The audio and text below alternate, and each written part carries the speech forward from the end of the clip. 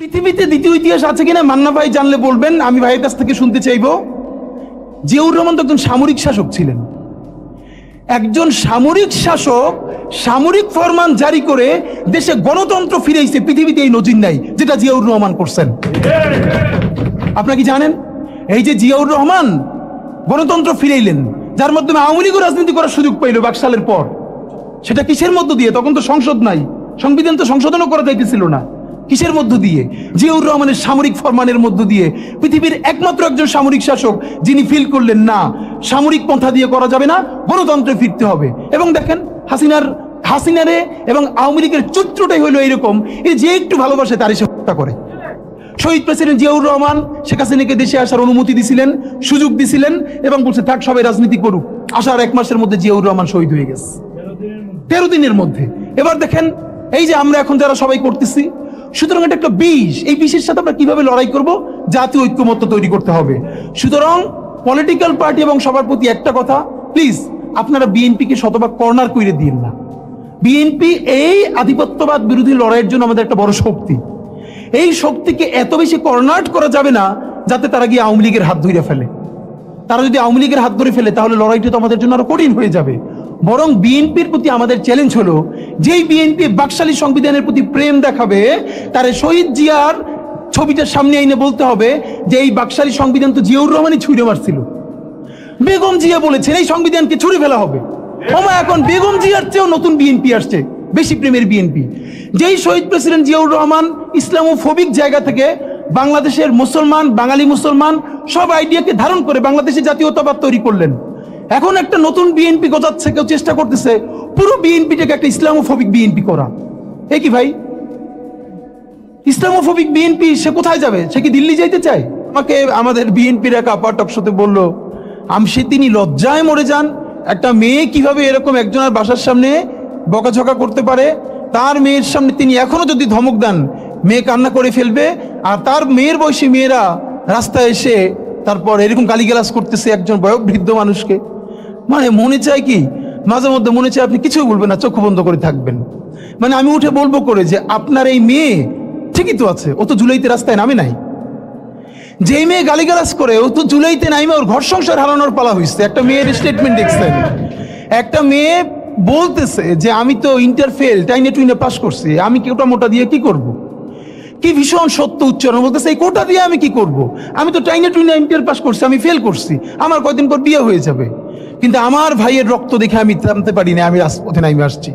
তা আপনারা রাজনীতিবিদরা যারা এই কথা বলেন না, আপনাদের বাচ্চারা ও লেভেল এ লেভেল পড়ে, এরপরে বিদেশ চলে যায়। যে কয়েকদিন ক্ষমতায় থাকেন দেশে এসে ঘুরে ফিরে আবারও বিদেশ চলে যায়। তা আপনার বাচ্চা তো বাংলাদেশে থাকেও না, বাংলাদেশে পড়ার। এবং দেখেন ছাত্র রাজনীতির পক্ষে তারা মরে যায়।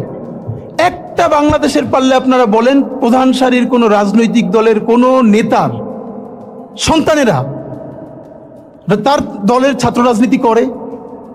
একজন বলেন যে প্রত্যেকটা রাজনৈতিক দলের প্রথম 5-10 জন নেতার নাম বলেন।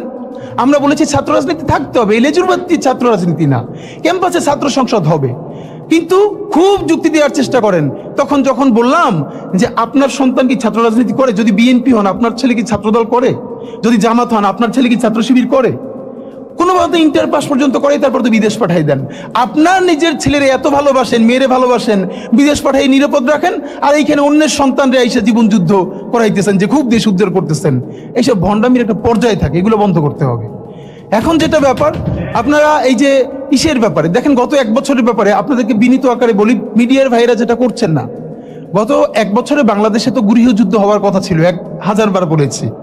আওয়ামী লীগ নিজে বলেছে তার পতন হলে 5 লক্ষ মানুষ মারা যাবে। এটা সে কেন বলেছে? এটা শুধু এই কারণে বলে নাই আওয়ামী লীগকে ভয় দেখানোর জন্য না, সে জানে অনেস্টলি সে কত মানুষকে গুম করেছে, খুন করেছে, হত্যা করেছে। এই প্রত্যেকটা পরিবারের একজন করে মানুষ যদি আওয়ামী লীগের বিরুদ্ধে রুখে দাঁড়ায়, তাহলে তো আওয়ামী লীগের এখানে আও থাকার কথা না। আপনি ভাবেন পিলখানা থেকে শুরু করেন যতজন অফিসার, সাপ্লাই যত গণহত্যা, এরপরে নিরাপদ সড়ক আন্দোলন থেকে শুরু করে প্রত্যেকটা জায়গায়, সর্বশেষ জুলাইয়ে মিনিমাম যে 1500 শহীদ, এই প্রত্যেকটা শহীদ পরিবার থেকে একজন যদি জান বাজির এইখানে নামে, তাহলে এখানে কি অবস্থা হওয়ার কথা ছিল বলেন? অথচ অবাক হই, এইরকম গণহত্যার পরেও জুলাইয়ের শহীদের কোনো পরিবার কোনো রিভেঞ্জ নিল না। এবং এখানে অবশ্যই বিএনপি, জামাত ইসলামী, অপরাপর প্রধান রাজনৈতিক দলকে আমরা ধন্যবাদ দিয়েছি। তারা অত্যন্ত বিচক্ষণতার পরিচয় দিয়েছে, তারা রিভেঞ্জ নেয় নাই, মানুষকে দমিয়ে রেখেছে। কিন্তু এই গত 1 বছরে, এবং খেয়াল করেন মবের একাডেমিক সংজ্ঞা যদি ধরি, আমাকে খালেদ মহিউদ্দিন ভাইও জিজ্ঞেস করবার চেষ্টা করলো একই টকশোতে, মানে মব কি মানে হইল, মবের এখন ভালো সংজ্ঞা হইছে যেইটা আপনার বিরুদ্ধে হবে, এই এস্টাবলিশমেন্টের বিরুদ্ধে, সেইটা হইল মব। আর যেইটা আপনার শত্রুর বিরুদ্ধে হবে ওইটা মব না, ওইটা হলো মুক্তিযুদ্ধ। বাংলাদেশের স্বাধীনতার ইতিহাসে সব থেকে নিকৃষ্টতম ভয়াবহ মবের নাম শাহবাগের সন্ত্রাস। যেই শাহবাগের সন্ত্রাসের মধ্য দিয়ে বাংলাদেশের প্রথম বিপরীত রাষ্ট্রকল্প তৈরি করে এখানের প্রত্যেকটা রাষ্ট্রীয় প্রতিষ্ঠানকে ধ্বংস করা হয়েছে। বাংলাদেশের বিচার ব্যবস্থা, বাংলাদেশের আইন ব্যবস্থা, সচিবালয় সবকিছুকে গুড়িয়ে দেওয়া হয়েছে। সেই শাহবাগ সন্ত্রাস না, সেই শাহবাগ মব না, সেই শাহবাগে প্রত্যেকটা জাতীয় দৈনিক প্রথম পাতায় লিড নিউজ করেছে তারা কখন মোম জ্বালাচ্ছে। আমি নিজে দেখেছি, শাহবাগে তো দিনের পর দিন আমি দেখেছি, যখন 40 থেকে 50 জন লোক মাত্র, দুপুরে লোক নাই, তখন মিডিয়াকে বলে দেওয়া হয়েছে এমন করে উপর থেকে ক্যামেরা ধরতে হবে যাতে অনেক লোক দেখা যায়। সেভাবে করে করে লোক আনা হয়েছে, প্রত্যেকটা গার্মেন্টসকে বাধ্য করে লোক আনা হয়েছে। আমার বিশ্ববিদ্যালয়ে, তখন আমি ঢাকা বিশ্ববিদ্যালয়ে পড়ি, আমার ছাত্রলীগের যারা আমার সহপাঠী ছিল, ওদের রুমে dry cake, 7 up, Coke, Sprite, biryani দিয়ে ভরা থাকতো। শাহবাগ হলো পৃথিবীর এমন একটা আন্দোলন যেইখানে কাচ্চি থেকে শুরু করে সমস্ত খাবার দাবার দিয়ে আন্দোলন করা হয়। তো ওরা সব রুমে নিয়ে আসতো, যেগুলো এক্সট্রা থাকতো ওরা আবার ফ্রেন্ডদেরকে ডাকতো, কার কি লাগবে নিয়ে যা। এই কথা কেন বললাম? একটা মিডিয়া কি তখন সেটাকে মব বলেছে? সাংবাদিক মাহমুদুর রহমান হাজার আক্রমণের পরও কুষ্টিয়ে যখন আক্রান্ত হয়ে 11টা মাথায় সেলাই লেগেছে, তার 11টা রক্তাক্ত ভয়াবহ অবস্থা, একটা পত্রিকা সেটাকে মব বলে নাই। আদালত চত্বরে একজন মানুষ আদালতের কাছে গেছে, আদালতের সামনে তাকে বিচার মানে মাথা ফাটিয়ে দিচ্ছে, রক্ত। সংগ্রাম সম্পাদক আবুল আসাদ, পত্রিকা যদি জামাতের সমর্থিত হয় আপনি তো, সেটা তো কোনো কথা না। বাংলাদেশের প্রত্যেকটা পত্রিকার একটা আইডিওলজি আছে, কিন্তু এর মানে কি এই যে প্রথম আলোর সামনে যারা দাঁড়িয়েছে আমরা তাদের পক্ষে দাঁড়িয়েছি? আমরা বলি না। আপনি পারলে প্রথম আলোর বিকল্প আরো 10টা প্রথম আলো তৈরি করেন, তার অফিসের সামনে আপনার কাজটা কি? আমরা তো তখন সে কথা বলেছি। কিন্তু এই যে সবাই মব বাজরা, যারা মব ট্রেডিং করছেন, তারা সম্পাদক আবুল আসাদের রুমে ঢুকে একটা পত্রিকা অফিসে, সব থেকে বয়োজ্যেষ্ঠ সম্পাদক ছিলেন উনি বাংলাদেশের, দাড়ি ধরে টেনে মুক্তিযুদ্ধ মঞ্চের সন্ত্রাসীরা তাকে বের করে তারপরে থানায় নিয়ে গেছেন। একটা পত্রিকা মব লেখে নাই, সেইগুলো কোনোটা মব না।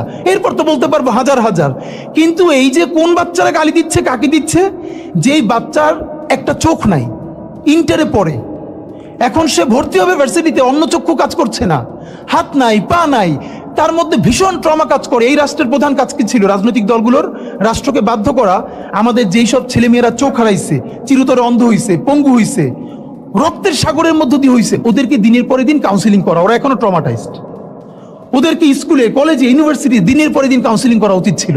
আপনি কাউন্সিলিং করেন নাই, ওদের পুনর্বাসন করতে পারেন নাই, শহীদদের পরিবারের পুনর্বাসন করতে পারেন নাই। এখন এই ছেলে মেয়েগুলো দেখে যে এই রক্তের মধ্য দিয়া সে চিরতরে অন্ধ হইছে, পঙ্গু হইছে, এখন তারপর ন্যূনতম বিচারই শুরু হয় নাই, বিচার নাই, সংস্কার নাই। সে বরং দেখতে পাইতেছে সেই আগের পুরনো আওয়ামী লীগ জিকে বসতেছে, যাতে তার মনে হইতেছে সে যে আবার অন্ধ হয়ে বাইচে আছে সেটাও হয়তো বাইচে থাকতে পারবে না, এবার হয়তো তাকে হত্যা করে ফেলা হবে। সেই রিয়াকশনে সে কাউকে গালি দিচ্ছে। এই গালি কি আপনার এত অপবিত্র মনে হয়? কিসের সাথে তুলনা দেন? গত 15 বছর, যার তুলনা একমাত্র জাহান্নামের সাথে হইতে পারে। তো আপনারা কি বুঝাইতে চান আমাদেরকে? এগুলো মনে করেন আমরা বুঝি না? নাম ধরে বললে পলিটিক্যাল পার্টিগুলো বেশি প্রেসার ফিল করে। আমার বিভিন্ন টিভি থেকে ফোন করে বলে, ভাই আপনার সাথে তো অমুক দলের অথবা অমুক দলের কেউ আসতে চায় না। এখন এই জন্য আমার কি হয়েছে, তারা যাতে একটু ট্রাস্ট পান, একটু কনফিডেন্স পান, এই জন্য কথার উত্তর দিই না। আমার এক বড় ভাই টকশোতে বললেন, তুমি থাক, ওনারা মুরব্বী মানুষ, তুমি যদি 2 শব্দ কম বলো তোমার জীবন পড়ে আছে, কিছু হবে না। তাই ওনাদেরকে 2 শব্দ কম বলতে বলতে ওনারা এমনই হয়েছে, ওনারা মাইনেই নিতে পারে না যে এই বাচ্চারা না থাকলে ওনারা যে এখনো জেলে থাকতো অথবা বাড়ি বাড়ি পালাইতো, এইটা ওনাদের ভুলেই গেছে 1 বছরে। তো সেই বাচ্চা গালিগালাজরে আপনার এত খারাপ লাগে? আমি বলেছি সমস্ত গালিগালাজ বন্ধ হয়ে যাবে। আমি এখন আপনারা চাইলে, আমার কাছে একাডেমিক থিসিস আছে কেন গালি দেওয়া যাবে। শুধু গালি দেওয়াই যাবে না, এই গালি কেন বৈধ এমনি তো বলা যাবে না, যে একাডেমিক থিসিস আছে। আমি আন্দাজে কথা বলি না, আমি একটা বিশ্ববিদ্যালয়ে পড়াইও, তো এইটা আমি বলতে চাই না। তখন আবার বলবেন যে গালিকে প্রমোট করে। কিন্তু হ্যাঁ, আপনার চোখের সামনে শহীদ রিয়াগোপ এর বুলেটটা ভিতর থেকে ঢুকে এরপরে পিছনের ওয়ালে গিয়ে লিখেছে, সেই ওয়াল 2 ইঞ্চি ছিদ্র হয়ে গেছে। এই রাষ্ট্রের এমন কোনো লিথাল ওয়েপন আর্মির কাছে, পুলিশের কাছে, বিজিবির কাছে ছিল না যে এইটা সাধারণ নাগরিকের উপরে এই হাসিনা ব্যবহার করে নাই। আপনার বুকের মানিক আপনার সামনে বসে কলিজা ছিঁড়ে ওয়াল ছিদ্র হয়ে যাচ্ছে, তখন আপনি রবীন্দ্রসঙ্গীত গাইবেন? আপনি কি করবেন তখন? এখন মুশকিল হলো, এই গালি নিয়ে যারা কথা বলে তার কোনো সন্তান শহীদ হয় নাই, তার বাবা মাও শহীদ হয় নাই, কেউ অন্ধ হয় নাই, পঙ্গু হয় নাই, তাই গালি এত বিষ লাগে, আর আওয়ামী লীগরে তার মধুর মতো লাগে। তো এখন আমি সর্বশেষ যে কথাটা বলতে চাই, আপনারা একটা মিডিয়ার ভাইয়েরা কাইন্ডলি চেষ্টা করে দেখেন, এই যে গৃহযুদ্ধটা হওয়ার কথা ছিল হইল না, তো অশান্তি তো কিছু থাকবেই, আমরা তো রাষ্ট্র গঠন করব, এরপরও তো তুলনামূলক অনেক কম হচ্ছে। কেউ একটা মিডিয়া কেন বলতেছে না 1971-এর মহান মুক্তিযুদ্ধের পর 72 থেকে 75 বাংলাদেশে যেই পরিমাণ মব সন্ত্রাস হয়েছে, যেই পরিমাণ কেওয়াস হয়েছে, ইতিহাসে তা আর হয় নাই। তার সাথে জড়িত ছিল কারা? এই যে মুজিব বাহিনীর গুন্ডারা। আমার বাবা আমার মা বলেছে মুক্তিযুদ্ধের পরে যে অস্ত্রগুলো জমা দেয়া হয় নাই, সেই জমা না দেয়া অস্ত্র থেকে প্রত্যেকটা বাড়িতে বাড়িতে ছিনতাই, রাহাজানি। আমার মায়ের আজকে এই কথাটা বলি, আমার মা বলতেছেন আমার নানা একজন সম্ভ্রান্ত আলেম, তিনি যেখানে থাকতেন মুক্তিবাহিনী এবং পাকিস্তান বাহিনী কেউই তাকে কখনো আক্রমণ করেন নাই তার সম্মানে।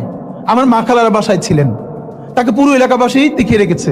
বাট মুক্তিযুদ্ধের পরে আমার মা বলেছে, তখন তার বয়স 16, আমার মা আমার খালা এবং এলাকার অনেক মেয়েদেরকে, যাদের চেহারা একটু ভালো ছিল, তাদের গায়ে কালি মেখে তারপরে অনেক সময় মাটির নিচে বাংকার বানিয়ে বা বিভিন্ন জায়গায় রাখা হতো তাদের সম্ভ্রম রক্ষা করবার জন্য।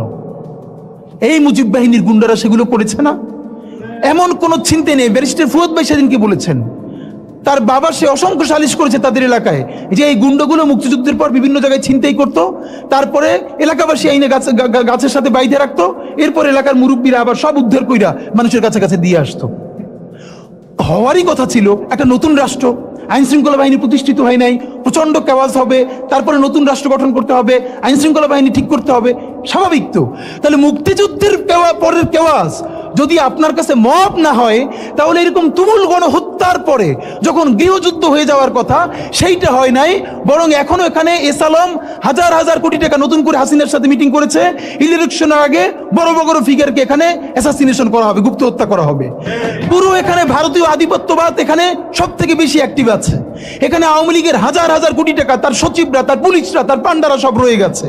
আর্মির মধ্যে একটা বড় অংশ রয়ে গেছে, কোনো সংস্কার করা হয় নাই, তারা বারবার স্যাবোটেজ করবার চেষ্টা করছে, এই রাষ্ট্রকে, এই সরকারকে ফেল করানোর চেষ্টা করছে। তো আপনি মুক্তিযুদ্ধের পরে